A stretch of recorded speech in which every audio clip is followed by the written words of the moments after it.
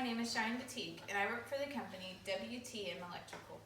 We are an electrical company based out of the Houston area, and we offer electrical services to commercial properties.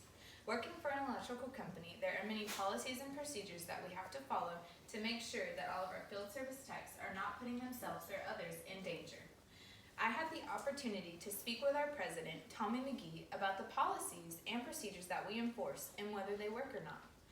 Some of our general policies that we follow can also be found in almost any other company.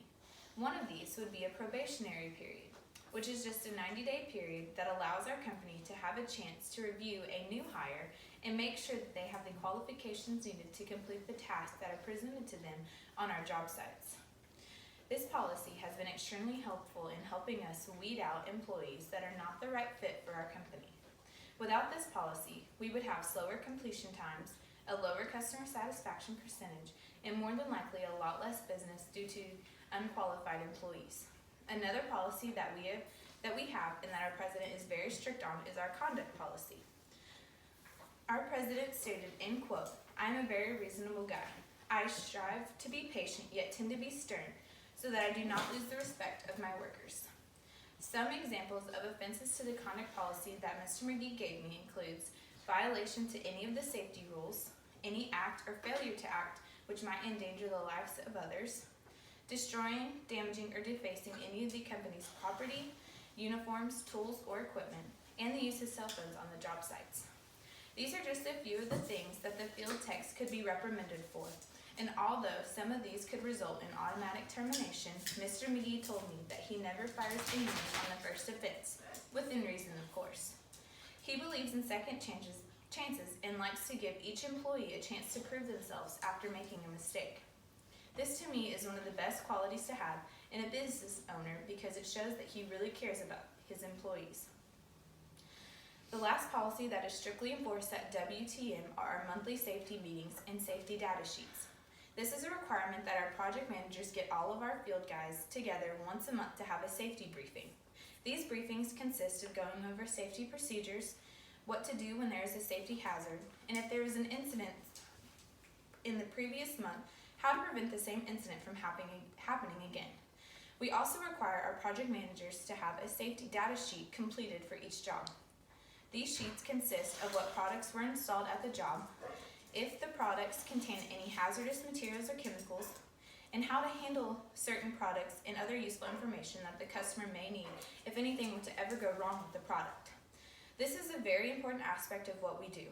If we do not give our customers this information, one, people could get hurt, and two, WTM would be reliable for anything that happens on or near the job site.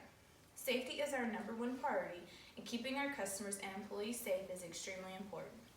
Mr. McGee said that with all good and working policies also come policies that are that need just a little more momentum to get them going. By this, he means that not all policies that are put in place work for each company. WTM has a few policies that do not work for us, but we are looking for ways and alternatives to incorporate them into our company. The first policy that we have in place but do not follow is employment of relatives. This means that we do employ people from the same family, even though it is not written in our handbook.